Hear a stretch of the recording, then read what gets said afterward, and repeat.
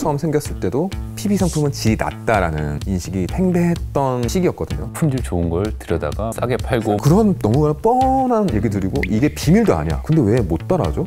연회비가 8만 원 뭐 이렇게 회원을 갱신하는 비율이 세계적으로 90% 이상? 이게 말이 돼요? 이 마진을 우리한테 하라고? 근데 매출 찍어줄 때마다 100억 막 이게 막 야, 여기에 충성을 하자.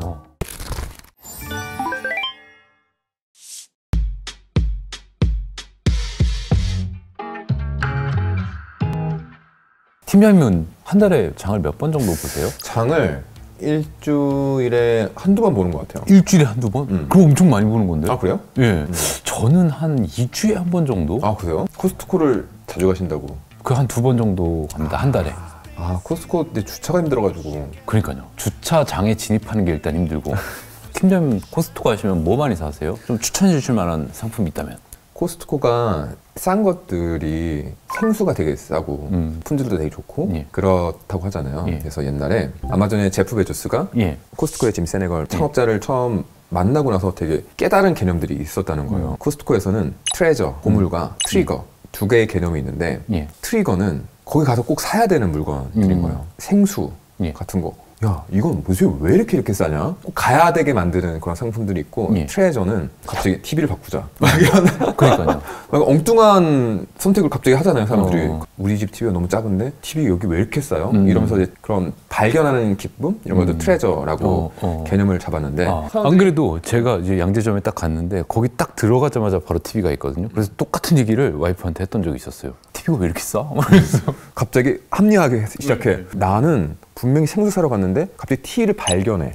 이제 이런 것들을 트레저랑 트리거라는 개념으로 구분을 했었거든요. 근데 코스트코는 그 개념이 확실한 회사인 것 같아요. 코스트코를 뜯고 뜯다 보면은 뭐랄까 이 경영의 철학 이런 것들이 있지 않나라는 생각이 드는 회사예요. 어쨌든 요즘에 코스트코가 보면 거의 제2의 전성기를 맞았다 뭐 이렇게 해도 될 정도로 영업이익이 작년에 15% 넘게 올랐다고 하고 얼마나 이렇게 많이 팔렸으면은 그 창업자분께서 한국만 생각하면 눈물이 날 지경이다 뭐 이렇게까지 얘기를 하셨다고. 기쁨의 눈물, 고마움의 눈물 뭐 이런 것 같아요. 예. 팀장님 보셨을 때 코스트코가 한국에서 이렇게 잘 되는 이유가 뭐라고 보세요?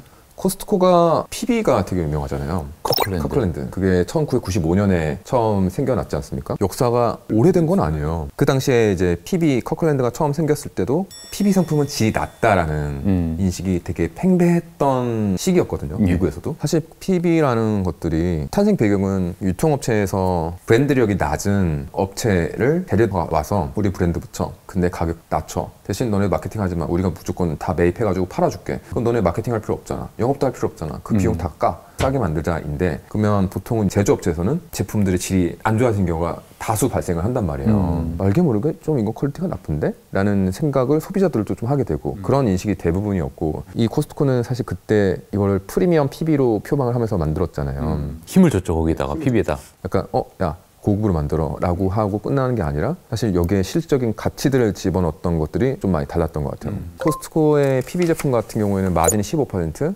일반 상품 같은 경우는 14% 마진이라는 것들이 되게 유명하잖아요. 예. 대략 PB 제품 같은 경우는 일반 유통업체는 25%, 30% 마진, 35%까지 마진을 가져가는데 예. 그런 이유는 할인을 안 한다고 하지만 할인을 하기 때문에 할인을 대비해서 이미 마진을 좀 높게 잡아놓는 경향이 있는 거예요. 거기서 뭐 업체 말로 한번 꺾으면 뭐 25% 마진 되고 20% 마진까지 떨어지게 되는데 예. 코스트코는 그게 없잖아요. 예. 근데 너무 말은 쉬워. 품질 좋은 걸 들여다가 뭐 싸게 팔고 싸게 뭐 팝니다. 약간 그런 너무 뻔한 얘기들이고 이게 비밀도 아니야.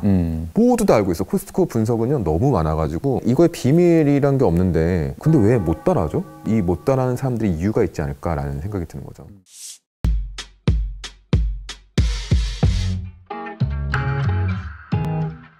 사실 저희가 SKU라는 것들을 얘기를 하잖아요. 예. 스톡 키핑 유닛이라고 해서 유통업체에서 다 쓰는 말인데 매장에 갖다 놓고 파는 물건의 종류는 몇 개일까요? 라는 것부터 질문을 해야 되는 거죠. 4,000개라고 들었던 것 같아요. 코스트코는 4,000개죠. 예. 근데 우리는 그러면 질문을 다시 해야 돼요. 그럼 대형마트는 몇 개일까요? 만 개가 넘는 거. 8만 개입니다. 8만 개. 8만 개까지 올라가거든요. 어마어마한 차이가 있잖아요. 컴팩트하게 물건을 가져가는 거죠. 그러니까 선택과 집중인데 SKU를 줄이세요. 왜냐면 SKU가 많아지면 당연히 SKU에 비례해서 그걸 관리하는 바이어들의 숫자도 늘어나면서 예. 본사 인원도 늘어날 것이고 재고를 관리하는 복잡성이 늘어날 거 아닙니까? 이거 유통기한이 언제지? 야, 이건 어디다 집어넣지? 이거 진열은 어떻게 해야 되지? 그런 다양한 문제들이 생길 거 아니에요. 식당 가면 맨날 솔루션은 뭘 주죠? 메뉴를 줄이세요. 메뉴 줄여라. 메뉴를 줄여라. 잘 못 줄여 다. 왜 이렇게까지 못 줄이지? 근데 잘 되는 집들을 보면 보통 단일 메뉴나 그 단일 메뉴에서 몇 가지 안 되는 대여섯 가지 메뉴로 끝낸단 말이에요. 그렇죠. 근데 왜 이게 그렇게 힘든 걸까요? 그게 뭐냐면 엔트로피. 엔트로피. 엔트로피는 증가하는 경향이 있다. 방은 어지럽혀지려는 경향이 있고 SQ는 늘어나려는 경향이 있다. 진짜 그렇거든요. 약간 백반집 가도 늘 그렇잖아요. 예. 야, 백반집에 왜 어린이 메뉴가 있어? 그래도 이거 좋아하세요. 팔리는데요? 예. 월에 그래도 이거 50만 원 나가요. 근데 이런 논리가 막 발생하게 되면은 SKU 줄이는 게 아주 극도로 힘들어요. 이마트에서 트레이더스라는 업체를 만들었잖아요. 그거는 코스트코를 벤치마킹 한 건데 거기도 SKU를 4,000개까지 못 줄여요. 뭐 8,000개, 7,000개. 이렇게 되는 이유는 그걸 따라하고 싶지만 잘 못 따라하는 거예요. 정리해보면은 저마진을 어떤 효율화한 그런 선순환 구조, 그게 이제 성공을 했다라고 볼 수 있는 것 같은데 1국가에 한 카드만 이렇게 하는 그런 것도 있잖아요. 그건 또 왜 그런 거예요? 이것도 결국은 마진 때문인데 우리가 보통 카드 수수료가 2% 되잖아요. 코스트코는 이렇게 0점대로 떨어지지 않습니까? 0.8 뭐 막. 왜냐면 장사가 잘 되고 예. 사람들이 너무 많이 와. 근데 코스트코가 우린 딱 하나 쓴데 너한테 다 몰빵해줄게. 대신 반가에. 약간 이런 느낌이잖아요. 그러면 그 카드 업체 입장에서도 남는 건 사실 0.01%일 수도 있지만 그러기엔 너무나 큰 업체다 보니까 이 또한 괜찮네 라는 생각이 드는 거죠. 그러니까 여기서 다시 단순화. 그러니까 입점에 있는 브랜드랑 비슷한 거네요. 네, 맞아요. 거기도. 똑같아요. 예. 이것도 줄여. 카드? 야, 무슨 카드 하나만 해. 근데 이제 다른 대형마트는 카드사가 다 들어와 있죠. 근데 코스트코가 성공한 게 한국화를 덜 진행을 해서 그렇다. 아메리칸 스타일을 고수했기 때문에 살아남았다. 뭐 이런 맞아. 얘기도 살짝 있더라고요. 맞아요. 피자 짜다는 얘기 되게 많았잖아요. 아, 맞아요. 네. 예. 그 맛인 거예요. 그 현자가 덜 된 맛도 예. 이게 미국 본토의 맛이지. 화장실이나 그냥 휴지통 하나도 약간 미국의 무슨 공항에 온 것 같은 느낌 같은 것도 좀 있고. 근데 그 말인 즉슨 매장 디자인을 미국하고 똑같이 한다는 건 그 자체도 단순하다는 거예요. 매장 디자인도 한 놈이 그리면 돼. 굳이 한국 들어가신다고요? 그럼 태극기를 제가 한번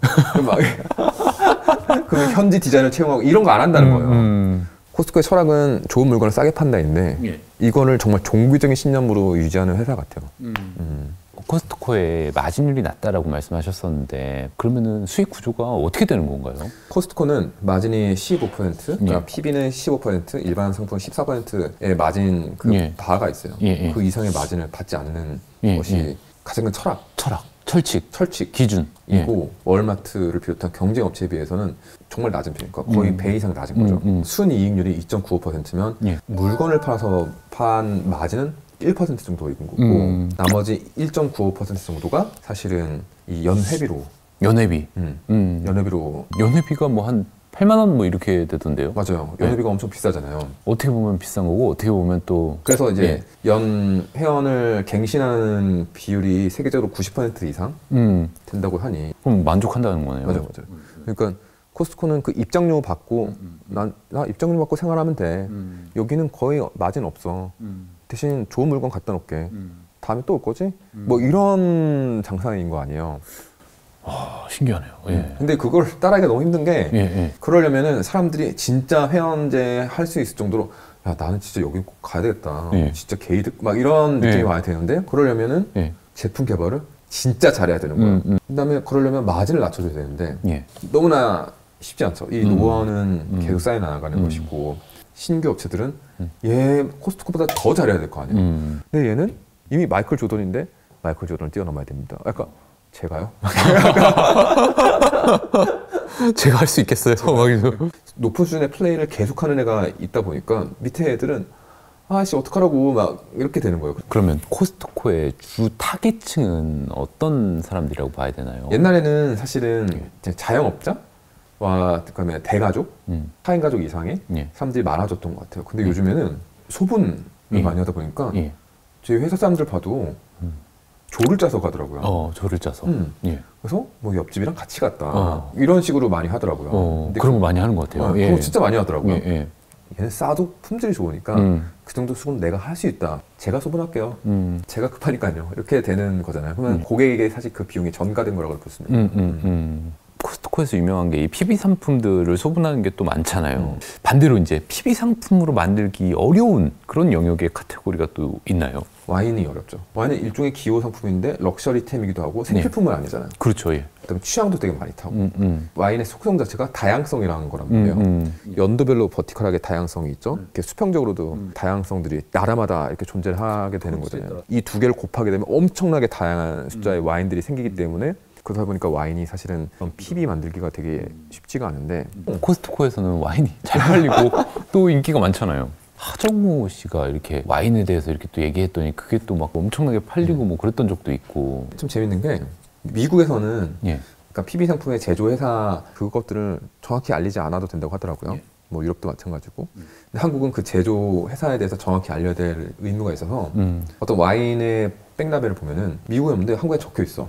딱 까보면 NB라고 하죠. 내셔널 레이블. 그 쟤네들의 상품을 보면은 한 12번에 파는 거야. 예. 근데 얘네가 만들지만 코스트코는 뭐 4만 원이야. 더 싸게, 확 싸게. 확 싸게. 근데 얘네들은 광고하고 싶진 않지. 그러니까 이런 경우들이 그 와인에서도 발생하는 거예요. 와인도 마진을 14% 정도밖에 안 받으니까. 예. 그러면 처음에는 업체 입장에서는 코스트코 가니까 뭐 이것도 해라 저것도 해라 뭐 검사도 받아라. 이게 말이 돼? 이 마진을 우리한테 하라고? 근데 매출 찍어줄 때마다 100억. 이게 막 팍팍 찍어주니까 야 여기에 충성을 하자. 이러다 보니까 업체 입장에서는 한 번만 들어가면 돼. 네, 이렇게 되는 거죠. 작년 기준으로 전 세계 14개 국가에 890개 점포가 운영이 되고 있다고 하는데 각 나라마다 이런 특징 같은 것도 있을까요? 미국은 가전, 가구 이런 것들도 되게 잘 팔리나 봐요. 근데 그런 비중이 되게 높고 근데 한국은 또 농축산물의 비중이 또 되게 높아요. 고기 같은 거 많이 팔고 고기 같은 거 엄청 많이 연어도 팔더라고요. 저는 많이 안 사먹었는데 연어 같은 거. 연어, 뭐 즉석식품, 반찬 이런 거 있잖아요. 예. 그런 것들이 한국이 특히 비중이 높아요. 그다음에 또 호주 같은 데는 관을 판다는 거예요. 관? 내가 들어갈 수 있는 관. 물건에 들어가는 그 관. 네, 그 관. 예. 그것도 이제 온라인에서 판매를 한다고 하는 거예요. 그래서 각각의 매장마다 나라마다 조금의 차이가 있는데 현지에서 뭐 한 65% 정도의 상품은 현지에서 직접 조달한다라든가 사실 이거는 이제 코스트코 가지는 현자 전략과도 약간 맞닿아 있는 거죠.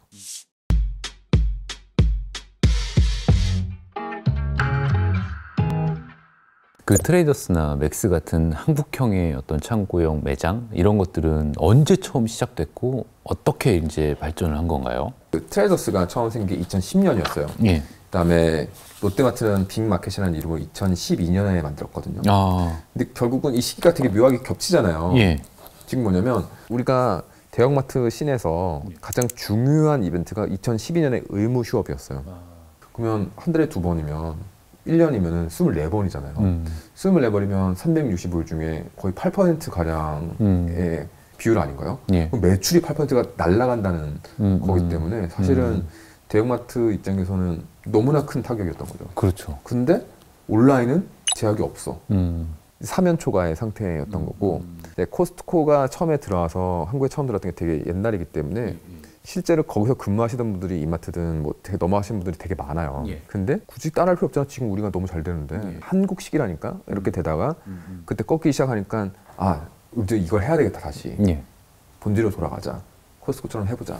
라는 것들이 사실 2010년, 2012년 시대적 상황과 맞물려서 생겨나게 됐던 거죠. 지금 우리나라의 창고형 매장들의 그 매출 규모나 이런 건 어떤가요? 순위를 매기기에는 반에 학생 수가 별로 없어.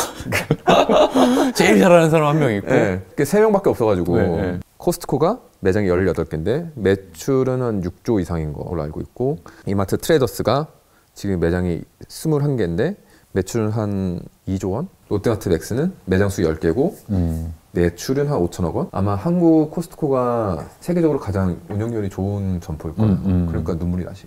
아까 반에 3명밖에 없었다 이렇게 말씀하셨는데 혹시 누가 뭐 전학을 오거나 새로운 플레이어가 뭐 나와서 뭔가 이제 시장에 들어오거나 이럴 일은 없을까요? 그러게요. 근데 지금 약간 옆반에서 좀 많은 일들이 벌어지고 있잖아요. 옆반에서 다이소랑 올리브영 이런 애들이 옆반에서 지금 엄청 커졌잖아요. 야, 이럴 바에 옆반도 먹자. 여기도 빈자리 많네요. 네. 네. 왜냐면 다이소처럼 야, 우리는 싸게 하는 건 이력이 나왔어. 이런 애들. 그러니까. 혹은 뭐 올리브영처럼 건강 뷰티 시금도 좀 해. 이제 전 잘 모르겠지만 근데 그런 식의 생각은 충분히 할 수 있을 것 같아요.